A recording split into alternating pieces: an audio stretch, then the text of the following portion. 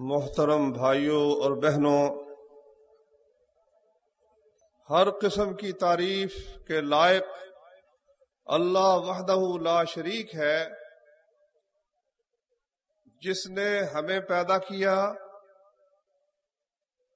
جس زمین پر رہتے ہیں وہ زمین اس نے پیدا کی، جس آسمان کے نیچے رہتے ہیں وہ اس اللہ نے پیدا کیا۔ ہماری زندگی کے لیے جس چیز کی ضرورت ہے وہ سب کچھ اللہ وحدہ لا شریک نے پیدا فرمایا، بلکہ کائنات میں کوئی چیز ایسی نہیں ہے جو اللہ کے علاوہ کسی دوسری ہستی نے پیدا فرمائی ہو۔ جو کچھ بھی ہے سب کا خالق، سب کا مالک، سب کا رازق ایک اللہ وحدہ لا شریک ہے۔ اب اس پیدا کرنے والے کا مطالبہ یہ ہے کہ میرے تم پیدا کیے ہوئے ہو، میری زمین پر رہتے ہو، میرا دیا ہوا کھاتے ہو، اس لیے تم عبادت بھی میری کرو، مجھی سے مانگو، میرا ہی کہنا مانو، نہ کسی سے تم نے مانگنا ہے، نہ کسی دوسرے کے کہنے پہ چلنا ہے، اس لیے کہ جب پیدا میں کرتا ہوں تو پھر حق صرف میرا ہی بنتا ہے کہ تم میری عبادت کرو اور میری بندگی کرو۔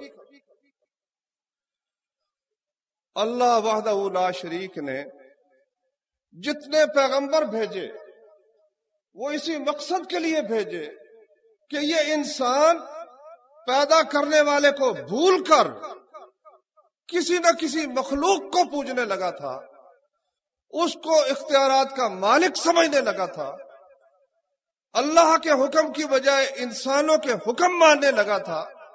تو اللہ وحدہ لا شریک نے ہر زمانے میں پیغمبروں کو صرف اور صرف اسی مقصد کے لیے بھیجا۔ چنانچہ اللہ تبارک و تعالی سورۃ الانبیاء میں فرماتے ہیں وَمَا أَرْسَلْنَا مِن قَبْلِكَ مِن رَسُولٍ إِلَّا نُوحِي إِلَيْهِ أَنَّهُ لَا إِلَٰهَ إِلَّا أَنَا فَاعْبُدُونِ۔ آپ سے پہلے ہم نے جتنے رسول بھیجے سب کو ہم یہی وحی کرتے رہے کہ میرے علاوہ عبادت کسی کی نہیں کرنی، میرے علاوہ کوئی پکارنے کے قابل نہیں، کوئی عبادت کے لائق نہیں ہے، اس لیے صرف اور صرف میری ہی عبادت کرو، میری ہی بندگی کرو۔ نوح علیہ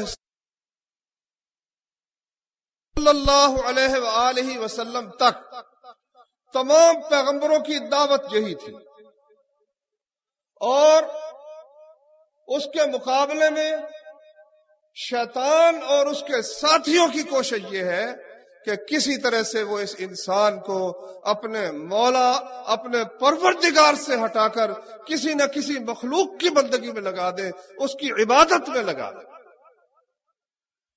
تو اس پر میرے بھائیوں جتنا جھگڑا ہے، اس سے پہلے جو جھگڑا ہوتا رہا ہے مسلمانوں کا غیر مسلموں کے ساتھ، انبیاء کرام کا اپنی قوموں کے ساتھ، اس جھگڑے کی اصل روح جو ہے وہ یہی ہے کہ پیغمبر یہ کہتے ہیں اور اللہ تبارک و تعالی یہ فرماتے ہیں کہ تم نے صرف ایک اللہ کی عبادت کرنی ہے، جبکہ جو اس کے مخالف طواغیت ہیں، طاغوت ہیں، کفر کی قوتیں ہیں، ان کی کوشش یہ ہے کہ اللہ تبارک و تعالی کی بجائے غیروں کی پرستش کی جائے اور ان کا غلبہ زمین کے اوپر تسلیم کیا جائے۔ میرے بھائیوں، نبی کریم صلی اللہ علیہ وآلہ وسلم جس دن میدان بدر میں نکلے ہیں، عجیب نقشہ تھا۔ 313 آدمی ایک طرف تھے جن کے پاس کل 2 گھوڑے تھے، 70 اونٹ تھے، 18 کے قریب تلواریں تھیں، تعداد بھی بالکل تھوڑی تھی، اور اس کے مقابلے میں 1000 کا لشکر تھا جو ہر طرح سے کیل کانٹے سے لیس تھا۔ اور جھگڑا کس بات کا تھا؟ اللہ پاک نے قرآن مجید میں فرمایا سورہ حج میں ہذان خصمان اختصموا فی ربہم، ان دونوں جھگڑنے والوں کا، ان دونوں لڑنے والوں کا آپس میں کوئی اور اختلاف نہیں ہے، سب ایک دوسرے کے رشتہ دار ہیں، چچے کے بیٹے ہیں، سب قریش کے لوگ ہیں، ایک ہی خاندان کے لوگ ہیں، لیکن ان کا جھگڑا کس بات میں ہے؟ رب تعالیٰ کے بارے میں ان کا جھگڑا ہے۔ محمد یہ کہتے ہیں صلی اللہ علیہ وآلہ وسلم کہ ایک اللہ کی پرستش ہونی چاہیے، جبکہ مکے کے مشرک یہ کہتے ہیں کہ نہیں، ابراہیم علیہ السلام کو بھی پکارنا چاہیے، اسماعیل علیہ السلام اللہ کے جو پیارے بندے گزرے ہیں، جو اللہ کے پیغمبر گزرے ہیں، ان کو بھی پکارنا چاہیے، وہ بھی مدد کرتے ہیں۔ جس دن پھر اللہ کے نبی نے مکہ فتح کیا تو حرم شریف کے اندر سے ابراہیم علیہ السلام کا بت بھی نکالا، اسماعیل علیہ السلام کا بت بھی نکالا۔ ایک طرف مسلمانوں کی طرف علی ہے رضی اللہ عنہ ابن ابی طالب ہے، اور کفار کی طرف ان کا بھائی عقیل ابن ابی طالب ہے۔ ایک کہتا ہے ایک اللہ کی پرستش ہونی چاہیے، دوسرا کہتا ہے نہیں، اکیلے اللہ کی نہیں ہونی چاہیے، کچھ اللہ کے پیاروں کی بندگی بھی ہونی چاہیے، ان کی عبادت بھی ہونی چاہیے۔ ایک طرف ابو عبیدہ ہے، دوسری طرف ان کا باپ ہے، ایک طرف ابو بکر صدیق رضی اللہ تعالیٰ عنہ ہے، دوسری طرف ان کا بیٹا عبد الرحمن ابن ابی بکر ہے۔ یعنی سگے رشتے، باپ بیٹے کے رشتے، بھائی بھائی کے رشتے، ایک دوسرے کی گردن کاٹنے کے لیے، ایک دوسرے کو قتل کرنے کے لیے میدان میں آئے ہوئے ہیں۔ جھگڑا کس بات کا ہے؟ جھگڑا صرف اور صرف اس بات کا ہے کہ پرستش کس کی ہونی چاہیے، پکارنا کس کو چاہیے، مدد کون کر سکتا ہے، یہ پیشانی کس کے سامنے جھکنی چاہیے۔ محمد الرسول اللہ صلی اللہ علیہ وسلم کے ساتھی کہتے ہیں کہ یہ پیشانی جب پیدا اللہ نے کی ہے تو جھکنی بھی اسی کے سامنے چاہیے، اور انسان جب پیدا اس کو اللہ نے کیا ہے تو عبادت بھی اسے صرف ایک اللہ کی کرنی چاہیے۔ تو میرے بھائیوں، یہ جھگڑا چلتا رہا۔ مکے میں 13 سال محمد الرسول اللہ صلی اللہ علیہ وسلم نے ان کو توحید سمجھائی، لیکن کچھ سعادت مند ایسے تھے جنہوں نے آپ کی دعوت پر لبیک کہا۔ 100 کے قریب آدمی ہوں گے۔ بہت مشکل تھا، اس لیے کہ جو بت پرست ہے، جو غیر اللہ کی پرستش کرنے والا ہے، وہ انسانیت سے میرے بھائیوں گزر جاتا ہے۔ اللہ کہتا ہے اولئک کالانعام بل ہم اضل، یہ تو جانوروں کی جیسے ہیں بلکہ ان سے بھی گئے گزرے ہیں۔ ایک بے بس لونڈی اور ایک مشرک اس کو ایمان لانے کی پاداش میں شرمگاہ کے اندر نیزہ مار کر شہید کر دیتا ہے۔ اتنے سنگ دل اور اتنے بے درد قسم کے لوگ، کفار اسی قسم کے ہوتے ہیں، مشرک اسی قسم کے ہوتے ہیں، لیکن بڑے عزم والے تھے وہ لوگ جنہوں نے اتنی سختیاں برداشت کر کے اللہ کی توحید کو سینے سے لگایا اور اللہ کی توحید کا اعلان کیا اور شرک کے خلاف مرتے دم تک ڈٹے رہے۔ لیکن یہ لوگ بہت اونچے درجے کے لوگ ہوتے ہیں، چند لوگ ہوتے ہیں۔ 13 سال کے عرصے میں چند آدمی مسلمان ہوئے، 100 کے لگ بھگ آدمی مسلمان ہوئے۔ پھر وہ وقت آ گیا کہ مکے کے مشرکوں نے طے کر لیا کہ اب محمد الرسول اللہ صلی اللہ علیہ وسلم کی دعوت برداشت نہیں ہو سکتی، انہیں شہید کر دینا چاہیے۔ وقت مقرر ہو گیا، بندے تیار ہو گئے اور چھپ کر بیٹھ گئے کہ صبح کے وقت نبی کریم صلی اللہ علیہ وسلم نکلیں گے تو آپ کو شہید کر دیا جائے گا۔ اللہ نے اپنے نبی صلی اللہ علیہ وسلم کو اطلاع دی، راتوں رات، پچھلی رات نبی کریم صلی اللہ علیہ وسلم نکلے اور ہجرت کا مشہور سفر کر کے مدینے میں چلے گئے۔ اب مشرک بات کرنے نہیں دیتے، حق بات پہنچانے نہیں دیتے۔ اللہ وحدہ لا شریک نے اجازت دی۔ 4 مرحلے آئے ہیں میرے بھائیوں جہاد فی سبیل اللہ پر۔ پہلا مرحلہ یہ تھا مکے کے اندر کہ ہاتھ روک کے رکھو، بس دعوت تم دیتے رہو۔ جب مدینے میں چلے گئے تو حکم ہوا اذن للذین یقاتلون بانہم ظلموا، جن سے اب لڑائی ہوتی ہے، ان پہ حملے ہوتے ہیں، ان کو اجازت ہے اپنا دفاع کر سکتے ہیں۔ تیسرا حکم یہ آیا وَقَاتِلُوا فِي سَبِيلِ اللَّهِ الَّذِينَ يُقَاتِلُونَكُمْ، جو لوگ تم سے لڑے تم ان کے ساتھ لڑو۔ اور چوتھا حکم جب آیا تو وہ حکم فتح مکہ کے موقع پر اور اس سے اگلے سال حکم آیا، وہ یہ تھا کہ اب تم نے اس اسلام کو تمام دنیا میں غالب کرنے کے لیے وقاتلوہم حتی لا تکون فتنۃ ویکون الدین کلہ للہ، ان کافروں سے لڑو اور اس وقت تک لڑتے رہو جب تک کہ شرک دنیا کے اندر ختم نہ ہو جائے اور قانون ساری دنیا میں اللہ وحدہ لا شریک کا نہ چلنے لگے، اس وقت تک اے مسلمانوں ان سے تم لڑتے رہو۔ شروع میں نے جو آیت پڑھی ہے اس میں اللہ تبارک و تعالیٰ نے یہ حکم دیا ہے، فرمایا قاتل الذین لا یؤمنون باللہ ولا بالیوم الآخر، لڑائی کرو ان لوگوں سے جو اللہ پر اور یوم آخرت پر ایمان نہیں لاتے، ولا یحرمون ما حرم اللہ ورسولہ، اور اللہ اور اس کے رسول نے جو چیزیں حرام کی ہیں ان کو حرام نہیں سمجھتے، ولا یدینون دین الحق، اور دین حق قبول نہیں کرتے، ان سے لڑائی کرو۔ کب تک لڑائی کریں؟ حتی یعطوا الجزیۃ عن ید وہم صاغرون، یہاں تک کہ وہ اپنے ہاتھوں سے جزیہ دیں اور وہ ماتحت ہو کر، مسلمانوں کے ماتحت ہو کر زندگی بسر کریں اور وہ ذلیل ہو کر زندگی بسر کریں۔ یہ اللہ وحدہ لا شریک نے حکم دیا۔ اب اس کے بعد میرے بھائیوں، تمام دنیا کے اندر جتنے بسنے والے لوگ ہیں، قرآن کریم کی روح سے، محمد الرسول اللہ صلی اللہ علیہ وسلم کے فرمان کی روح سے، ان کی صرف اور صرف 3 قسمیں ہیں۔ اگر کوئی شخص اللہ کا حکم مانتا ہے، محمد الرسول اللہ صلی اللہ علیہ وسلم کا حکم مانتا ہے، تو ان کا حکم مسلمانوں کے لیے یہ ہے کہ دنیا میں رہنے والے بس 3 ہی قسم کے لوگ ہونے چاہیے، چوتھی کوئی قسم ہونی نہیں چاہیے۔ وہ 3 قسم کے کون لوگ ہیں؟ ایک، یا تو مسلمان ہونے چاہیے جو اللہ کا حکم مانتے ہیں، اللہ کے رسول صلی اللہ علیہ وسلم کا حکم مانتے ہیں۔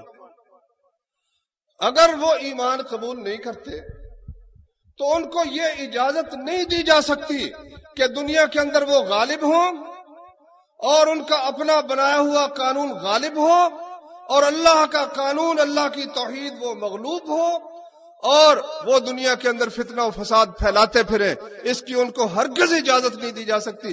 دوسری قسم یہ ہے کہ پھر وہ مسلمانوں کے پناہ میں آ جائیں، مسلمانوں کی حکومت تسلیم کریں اور ان کو جزیہ ادا کریں، ذمہ بن کر رہے، نہیں مسلمان ہونا چاہتے نہ مسلمان ہوں، زبردستی مسلمان بنانے کی اجازت بھی اللہ نے نہیں دی۔ لا اکراہ فی الدین، دین میں زبردستی نہیں کی جا سکتی، نہیں مسلمان ہونا چاہتے نہ ہوں لیکن حکومت ان کی ہو، غالب ہو کر رہے۔ اللہ تعالیٰ قرآن میں فرماتا ہے کہ یہ ایسا کرنا مسلمانوں کے لیے جائز ہی نہیں ہے، اور کسی صورت اللہ تعالیٰ کو یہ بات قبول ہی نہیں ہے کہ کافر دنیا کے اندر غالب ہو کر۔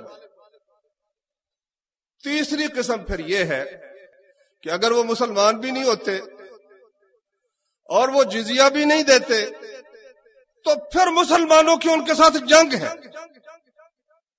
محارب ہیں، مسلمانوں سے وہ جنگ کرنے والے ہیں اور مسلمان ان کے ساتھ جنگ کریں گے۔ یہ 3 اللہ تبارک و تعالیٰ نے قرآن مجید میں اور رسول اللہ صلی اللہ علیہ وسلم نے حدیث شریف میں یہ دنیا کے اندر رہنے والے لوگوں کی یہ 3 ہی قسمیں بنائی ہیں، یا تو مسلمان ہو جائیں یا پھر جزیہ دے کر مسلمانوں کی ماتحتی قبول کریں، اور تیسرا یہ ہے کہ پھر وہ مسلمانوں کے ساتھ لڑائی کی حالت میں ہیں، محارب ہیں۔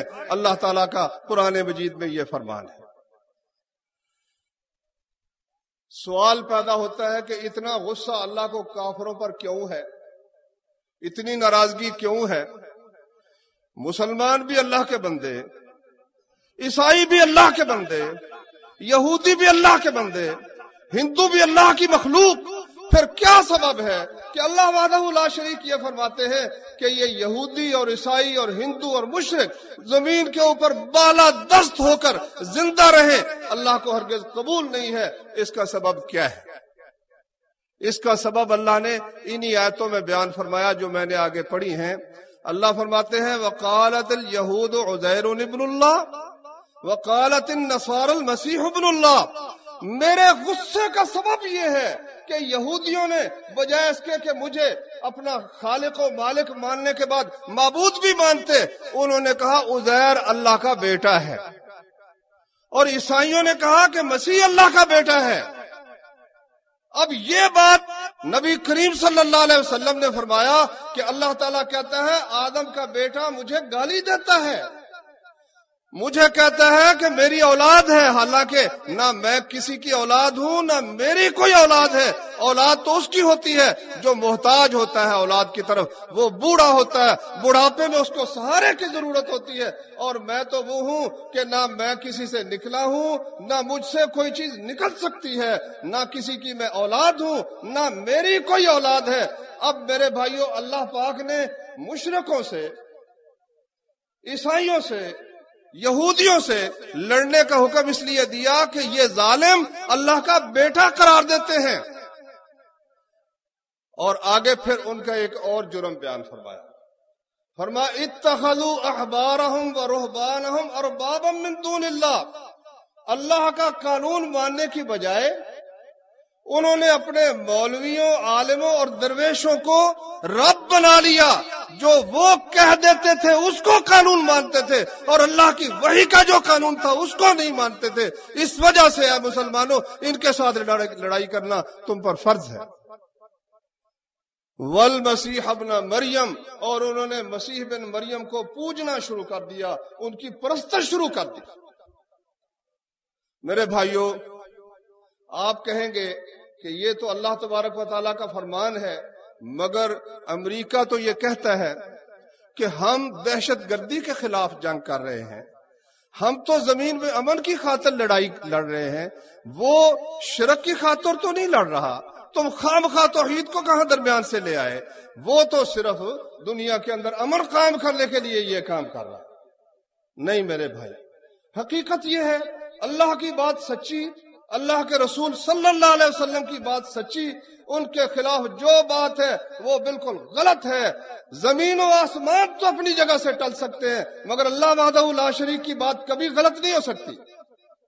اب دیکھو کتنے یہ ترقی یافتہ ہیں اور کتنے وہ غیر جانبدار ہیں، مذہبی لحاظ سے سیکولر بنتے ہیں، لیکن بش صاحب نے یہ 11 ستمبر کے حادثے کے بعد صاف لفظوں میں کہا کہ اب ہم کروسیڈ وارز کا آغاز کر رہے ہیں، صلیبی جنگوں کی ابتدا کر رہے ہیں۔ میرے بھائیو، صلیب کیا چیز ہے؟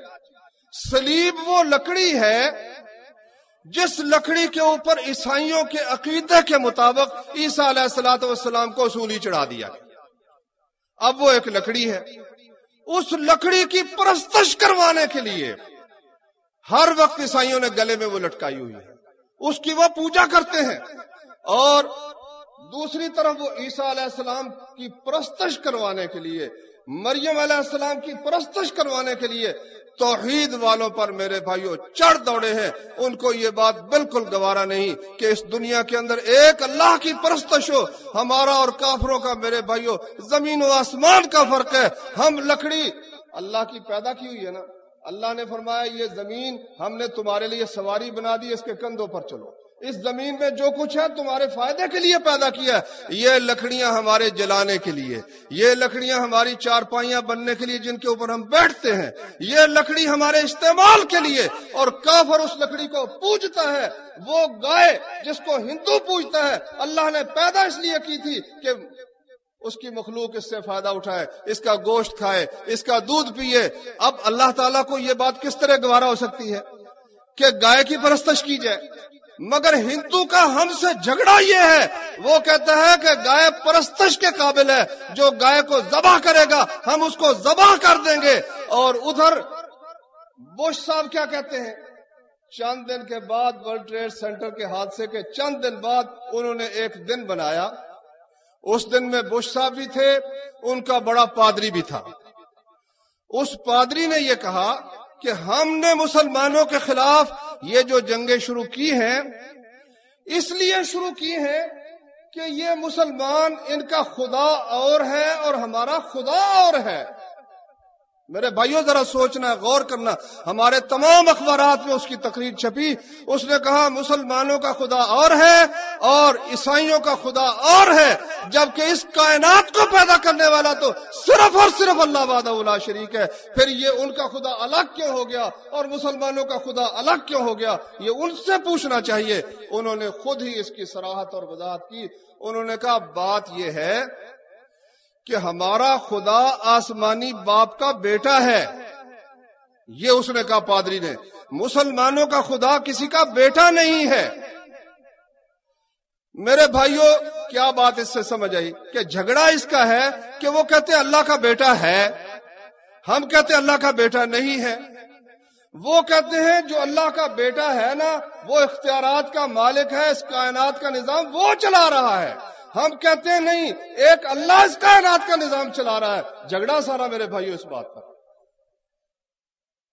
اب آپ دیکھیں، جو بات مسلمانوں کے لیے عزت کا باعث تھی، کوئی عقل مند شخص مان نہیں سکتا کہ یہ زمین جس نے پیدا کی ہے، یہ آسمان جس نے پیدا کیا ہے، ہمیں جس نے پیدا کیا ہے، اس سے مانگنے کی بجائے اس کی مخلوق سے مانگنا چاہیے۔ کوئی عقل مند آدمی اس کو تسلیم نہیں کر سکتا، مگر کافر، یہ ہندو اور یہ عیسائی اور یہ یہودی ہم سے یہ تسلیم کروانا چاہتے ہیں کہ ہم گائے کو پوجیں، ہم صلیب کو پوجیں، ہم مسیح علیہ السلام کو پوجیں، اور ایک اللہ کو ماننے کی بجائے ہم تین خداؤں کو مانیں۔ اس لیے میرے بھائیوں ہمارے ساتھ ان کی جنگ ہے، اور ہماری جنگ ان کے ساتھ اس وجہ سے۔ قرآن میں بھی یہ بات موجود ہے، اور خود بش نے بھی تسلیم کیا ہے، بش کے پادری نے بھی تسلیم کیا ہے کہ جھگڑا سارا اللہ وحدہ لا شریک کے متعلق ہے، کہ ایک اللہ کو پوجنا ہے کہ غیروں کو بھی ساتھ پوجنا ہے۔ تو میرے بھائیوں یہ ہے اصل سبب جھگڑے کا، اور اللہ تبارک و تعالیٰ فرماتے ہیں کہ جب تک اس زمین میں ایک اللہ کی پرستش نہ ہو، ان کافروں کے ساتھ جو تمہیں ایک اللہ کی پرستش کے راستے میں رکاوٹیں ڈالتے ہیں، ان کے ساتھ تمہاری جنگ ہونی چاہیے۔ ان کے ساتھ مل جل کر رہنے والی بات اللہ تبارک و تعالیٰ کو قبول نہیں ہے۔ اللہ اکبر۔ میرے بھائیوں اب اس کا طریقہ کیا ہے، کس طرح سے یہ کام ہو سکتا ہے؟ اس کا طریقہ وہی ہے جو اللہ نے اپنے رسول صلی اللہ علیہ وسلم کو سکھایا۔ ساری دنیا کے کافر اس وقت اکٹھے ہو گئے ہیں، ساری دنیا کے کافر جمع ہو گئے ہیں، تو اللہ نے اپنے رسول صلی اللہ علیہ وسلم کو فرمایا، فقاتل فی سبیل اللہ لا تکلف الا نفسک وحرض المؤمنین عسى اللہ ان یکف بأس الذین کفروا واللہ اشد بأسا واشد تنکیلا۔ اب جس وقت ساری دنیا کے کفار اسلام کے خلاف اور مسلمانوں کے خلاف جمع ہو جائیں، اس وقت پھر ان کے دفاع کی صورت کیا ہے؟ مختلف فلسفی اپنا اپنا فلسفہ بیان کرتے رہتے ہیں، جبکہ اللہ تعالیٰ نے یہ حکم دیا کہ اے رسول، اے پیغمبر، اللہ کے راستے میں لڑ، تجھ کو کسی اور کی تکلیف نہیں دی جاتی، تو اکیلا ہے تو اکیلا اللہ کے راستے میں لڑتا رہے، وحرض المومنین، اور مومنوں کو ترغیب جہاد فی سبیل اللہ کی دیتا رہے۔ فائدہ کیا ہوگا؟ فرمایا عسى اللہ ان یکف بأس الذین کفروا، کافروں کے یہ حملے، کافروں کی یہ جو لڑائیاں ہیں، اگر تو اللہ کے راستے میں نکلے گا تو ان کی یہ لڑائیاں ختم ہو جائیں گی، اللہ تعالیٰ ان کو روک دے گا۔ لیکن اگر تو نے لڑنے کی بجائے کوئی اور راستہ اختیار کیا، منتوں سے منانے کا راستہ اختیار کیا، صلح کی پیشکش کا راستہ اختیار کیا، کافر کی لڑائی کبھی ختم نہیں ہو سکتی۔ ان کی لڑائی ختم ہوگی تو کس طرح ختم ہوگی؟ ان کے ساتھ لڑائی کرنے کے ساتھ ان کی یہ لڑائی ختم ہوگی، صلح کے ساتھ، منتوں کے ساتھ کبھی ختم نہیں ہو سکتی۔ قرآن مجید میں اللہ تبارک و تعالیٰ کا حکم ہے۔ تو میرے بھائیوں جب اللہ کے رسول صلی اللہ علیہ وسلم نے اس حکم پر عمل کیا، آپ یہ دیکھیں مکہ شریف میں آپ کے وہ عزیز جو گلے میں کپڑا ڈال کر گلا گھونٹ دیتے تھے، جو سجدے میں جاتے ہوئے اونٹ کی بچہ دانی اور غلاظت لا کر اوپر رکھ دیتے تھے اور پھر ہنستے تھے، جو راستے میں کانٹے بچھاتے تھے، جو آپ کو جادوگر کہتے تھے، جو آپ کو شاعر کہتے تھے، جو آپ کو پاگل اور دیوانہ کہتے تھے، 8 سال گزرے، صرف 8 سال، محمد الرسول اللہ صلی اللہ علیہ وسلم 10,000 کا لشکر لے کر جب اسی مکے میں آئے اور مکہ فتح ہو گیا، تو پھر آپ نے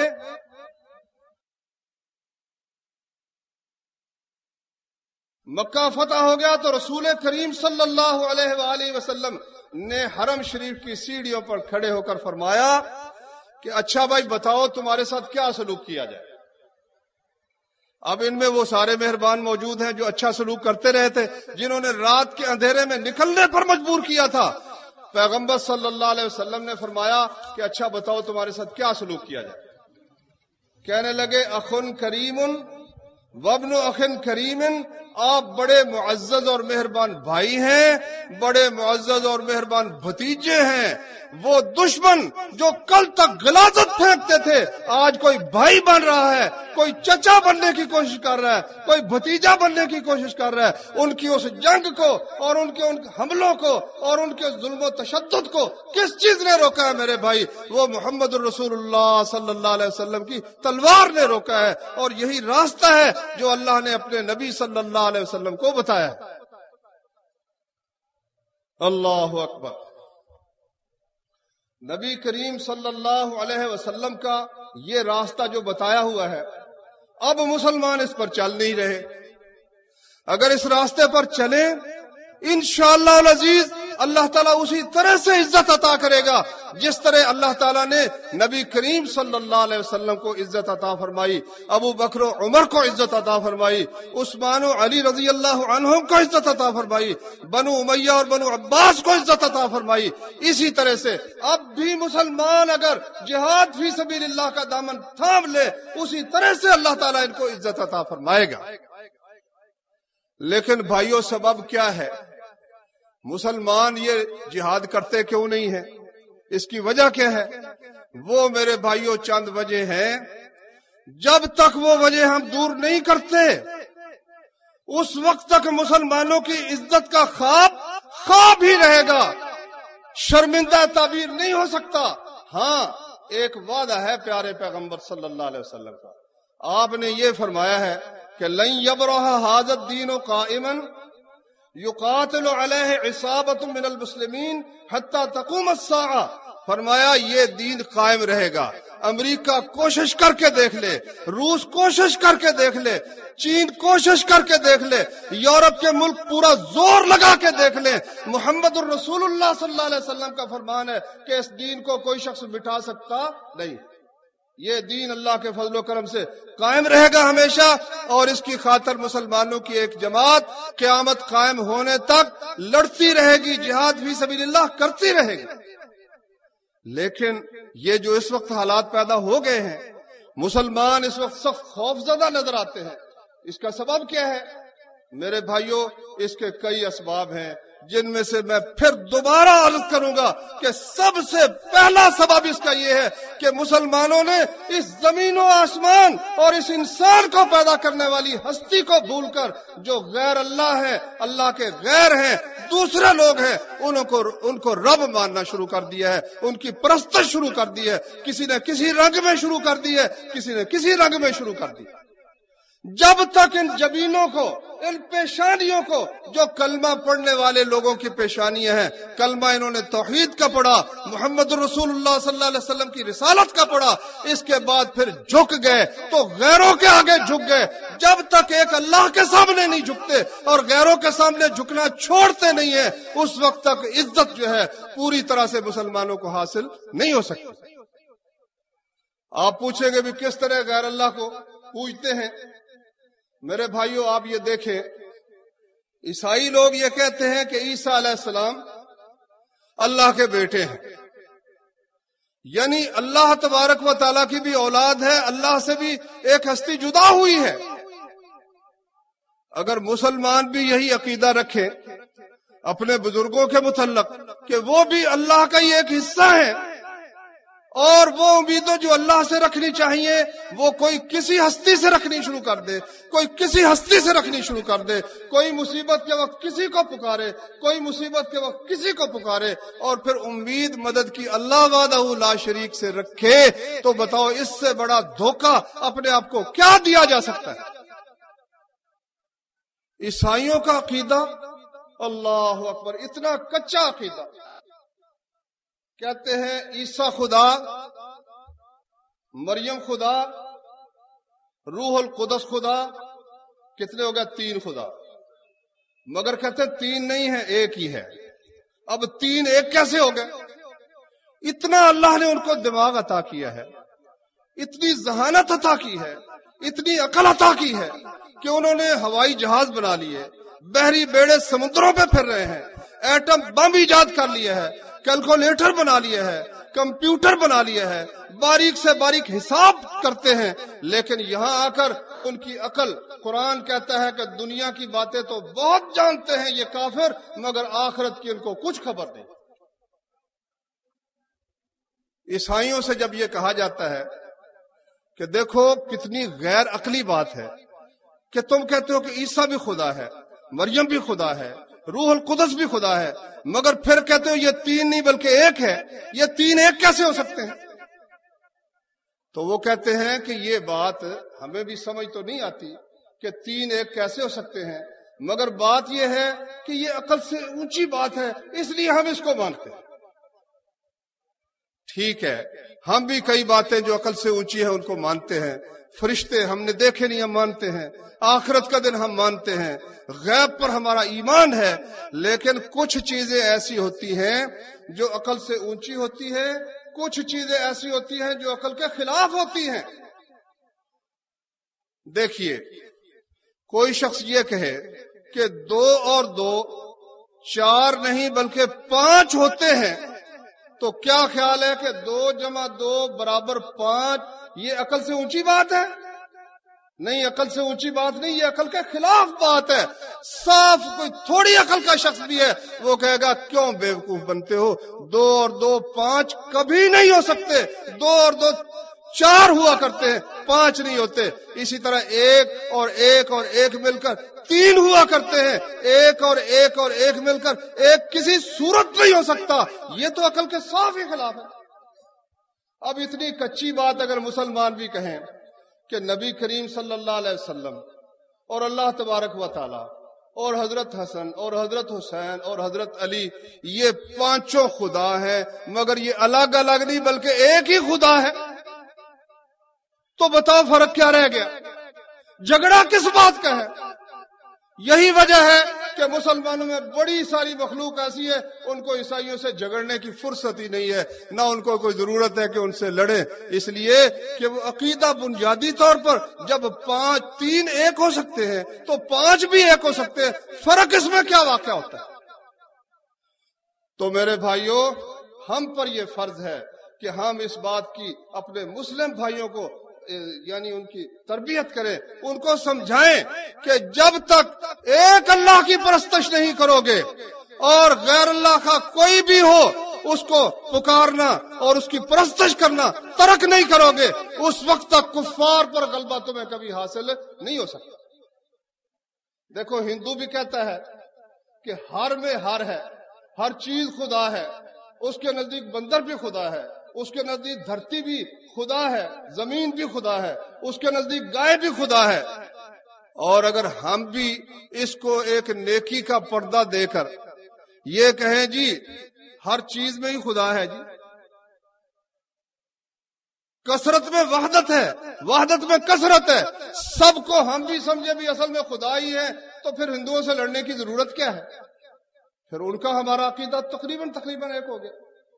تو میرے بھائیوں، سب سے پہلی بات یہ ہے کہ قرآن مجید کے مطابق، رسول اللہ صلی اللہ علیہ وسلم کی حدیث کے مطابق جب تک صرف اور صرف ایک اللہ کی پرستش نہیں ہوگی اس وقت تک اسلام کے غلبے کا خواب شرمندہ تعبیر نہیں ہو سکتا، اسلام کے غلبے کی بات وہ اس وقت تک پوری طرح واقع نہیں ہو سکتی۔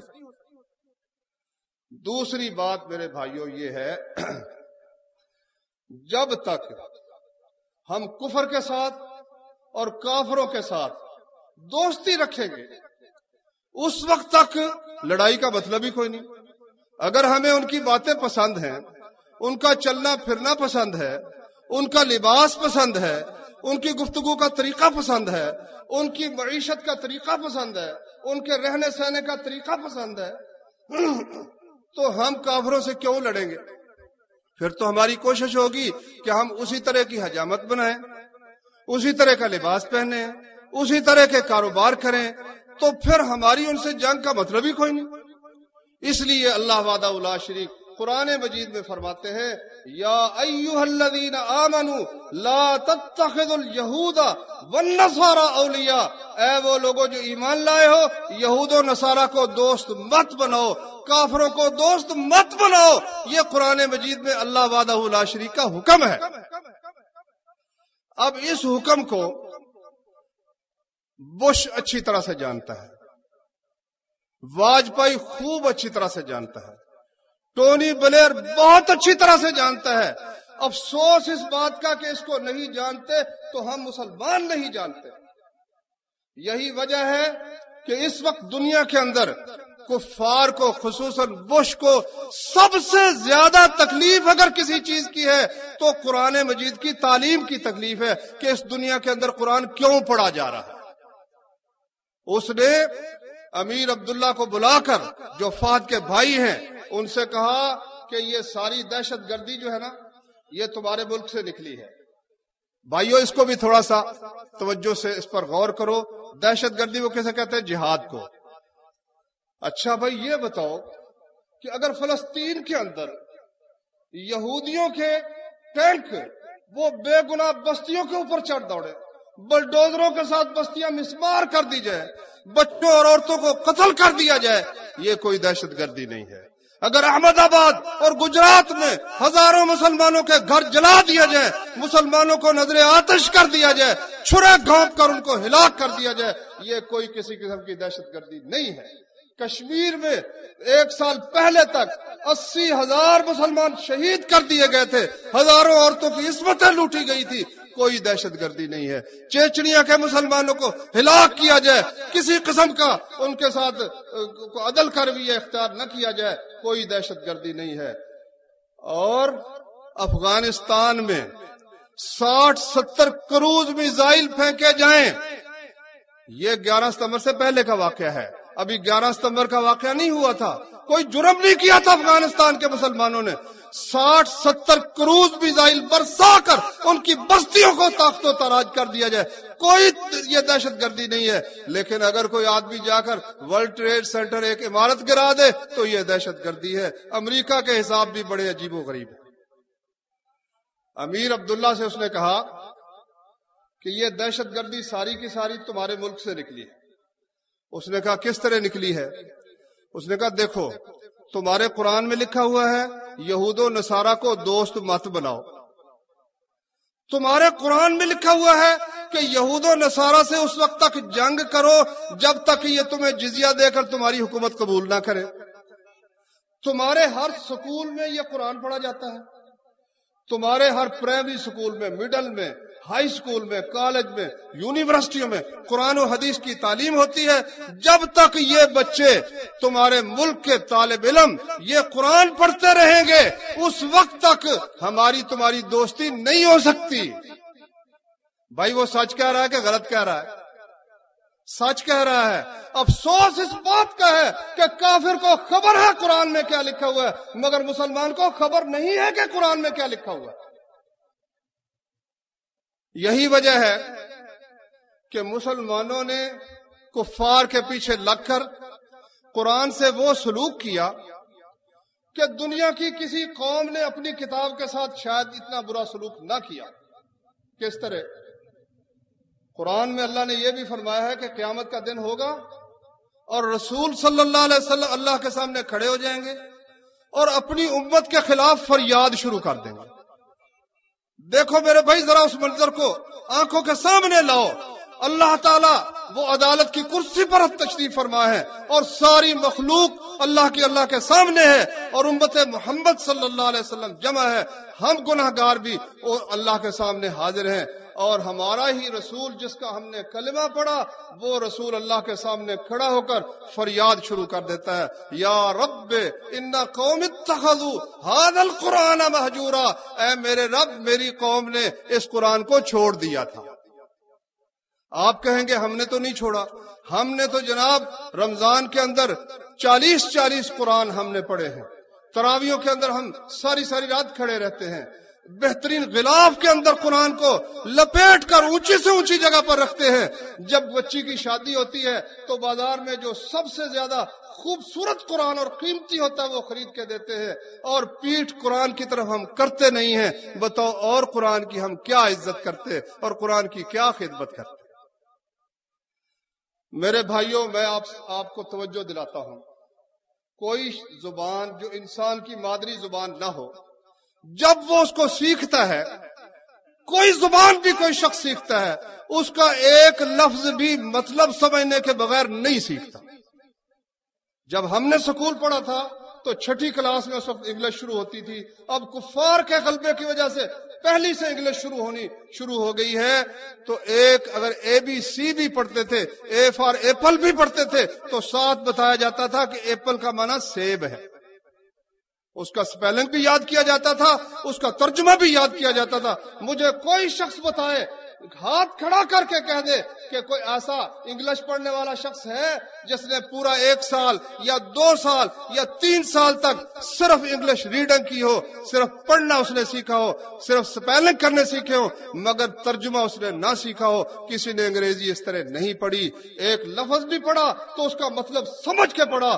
جو شخص ایلیفنٹ کے سپیلنگ کر کے بچہ 4 سال کا اس کا مطلب یاد کر سکتا ہے, کیا وہ الحمدللہ کا معنی سب تعریف اللہ کے لیے ہے یاد نہیں کر سکتا؟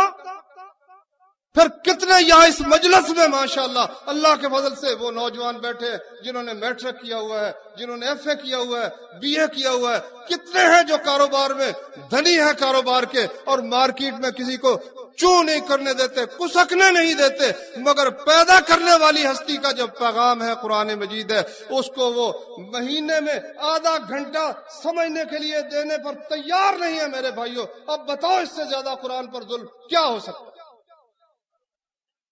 حقیقت یہ ہے کہ کچھ نہ کرو. قرآن کا ترجمہ تم جب عام کر دو گے, مولوی قرآن پڑھاتا ہوا جہاد کے خلاف بات کرے گا, پڑھنے والا کہے گا مولوی صاحب آپ کیا کہہ رہے ہیں؟ قرآن تو کہتا ہے جب تک سارے کافر جزیہ دے کر مسلمانوں کے غلام نہ بن جائے اس وقت تک کفار سے لڑنا فرض ہے, اور آپ ہمیں اور قسم کی باتیں بتا رہے ہیں. اس لیے اس وقت کفار کا سب سے زیادہ زور اس بات پر ہے کہ قرآن کے مدارس, حدیث کے مدارس ختم ہو جائے. کریک ڈاؤن ہو رہا ہے, امریکہ کی طرف سے بڑا زور ہے. مدارس یہ کریک ڈاؤن, یہ دہشت گردی کے یہ اڈے ہیں.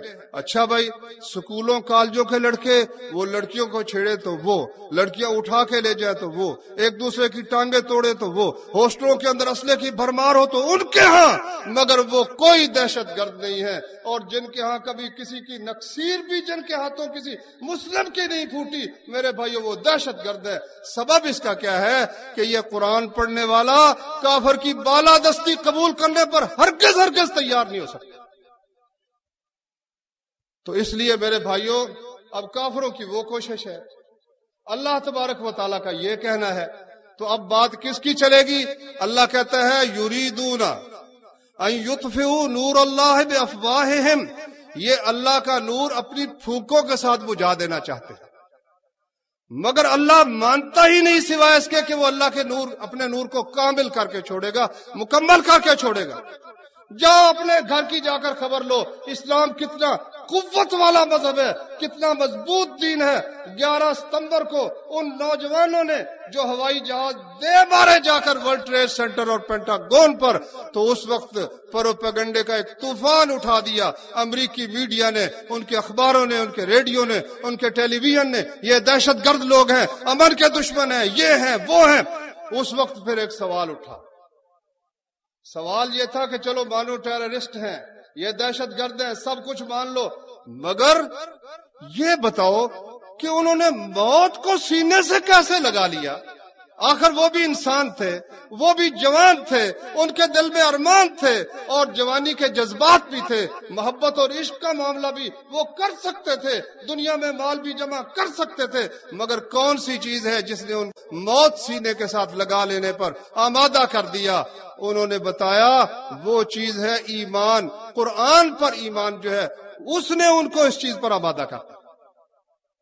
ہمارے امیر محترم حافظ محمد سعید صاحب, اللہ تعالیٰ ان کو صحت و عافیت دے اور ان کو رہائی عطا فرمائے, کہنے لگے ایک امریکی میرے پاس آیا، کہتا ہے یہ آپ لڑکوں کو کیسے تیار کر دیتے ہیں کہ وہ جا کر اپنی جان قربان کر دیتے ہیں؟ انہوں نے کہا بھائی تم یہ سمجھ نہیں سکتے، یہ سمجھنا ہے تو مسلمان ہو جاؤ، مسلمان ہونے کے بعد پھر یہ جو جان قربان کرتے ہیں چند دن ان کے ساتھ رہو، پھر سمجھ آئے گی، دور بیٹھے بیٹھے یہ سمجھ نہیں آ سکتی۔ مگر جس وقت امریکہ کے لوگوں کا یہ مطالبہ عام ہوا، سبب کیا ہے؟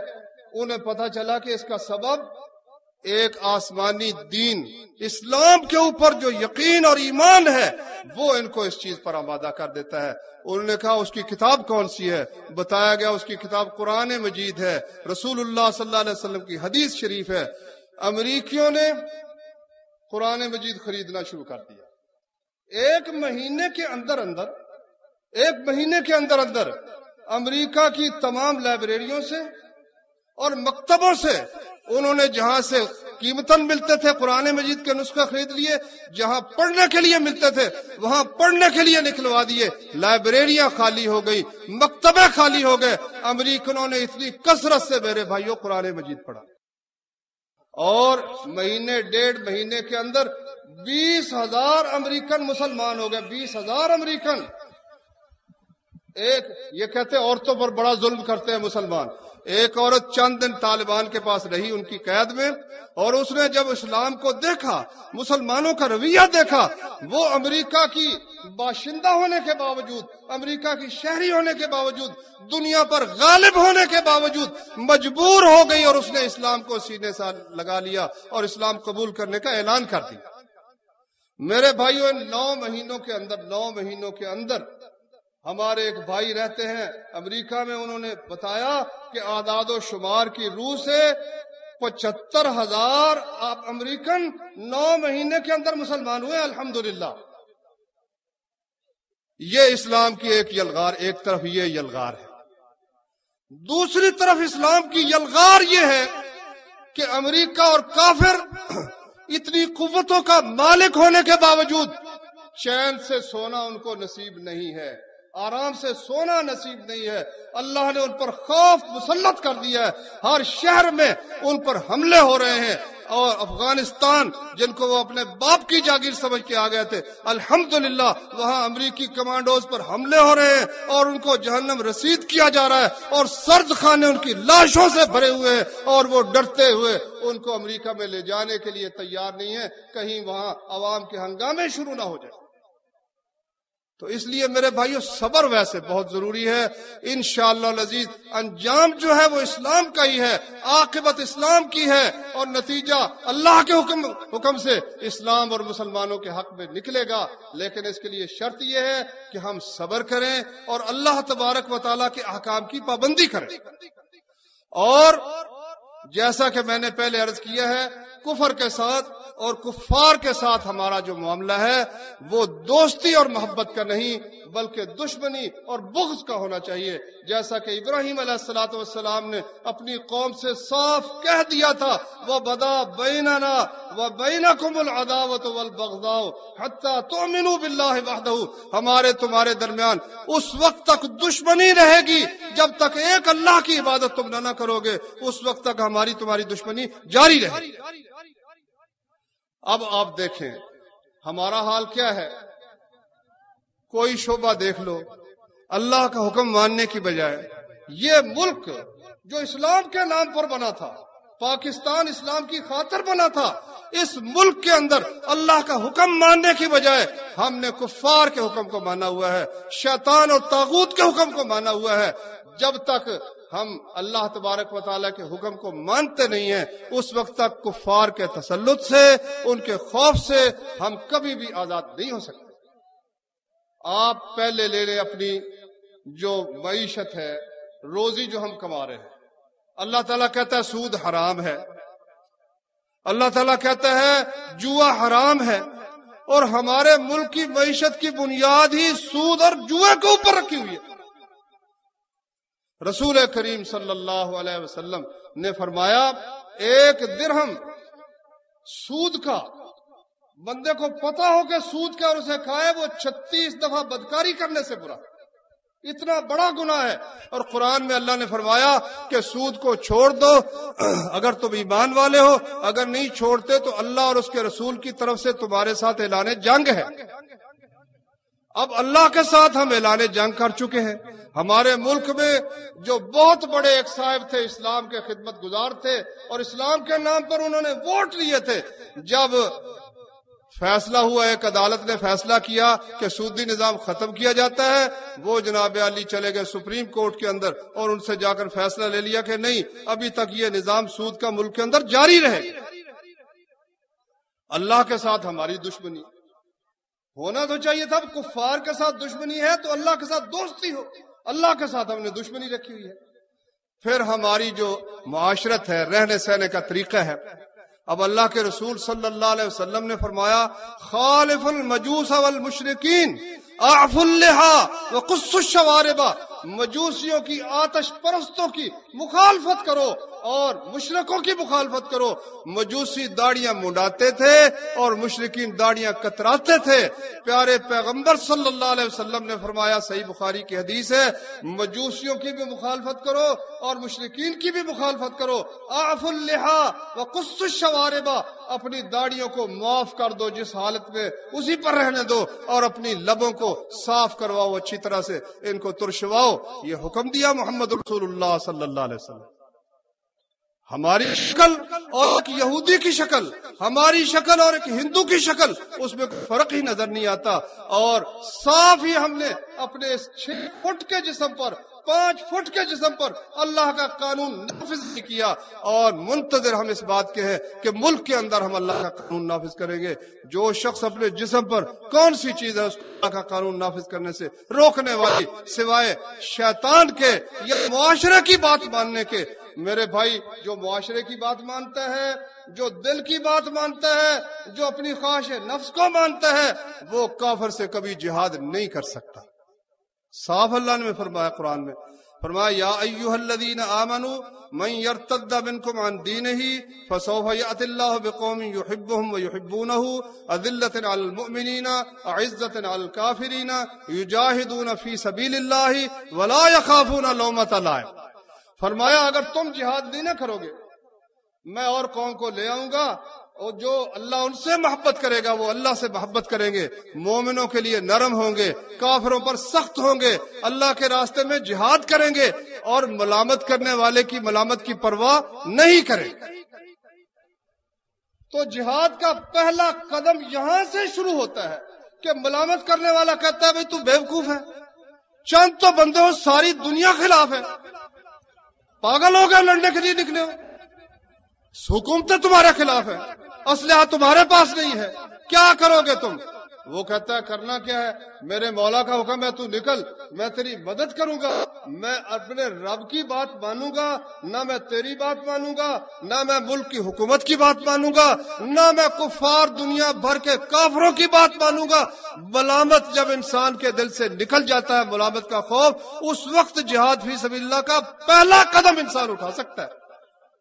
اور جب تک ملامت سے ڈرتا رہتا ہے، دوست کیا کہیں گے، بھائی کیا کہیں گے، اچھی خاصی جاب تھی، ہاں جی ڈاکٹر تھا، انجینئر تھا، کمائی کرتا تھا، ماشاءاللہ کئی انجینئر روزانہ ماہانہ لاکھ روپیہ کما سکتے ہیں.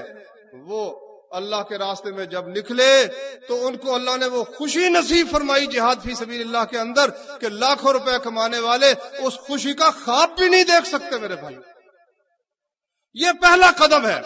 تو یہ کہ لوگ کیا کہیں گے، بیوی کیا کہے گی اگر میں نے داڑھی رکھ لی؟ نہ بھائی، تو اگر بیوی کے تانے سے ڈر کر اللہ کا حکم نہیں مان سکتا تو یہ جان قربان کرنا تو بڑی مشکل بات ہے، جان قربان کرنا تو بڑی دور کی بات ہے.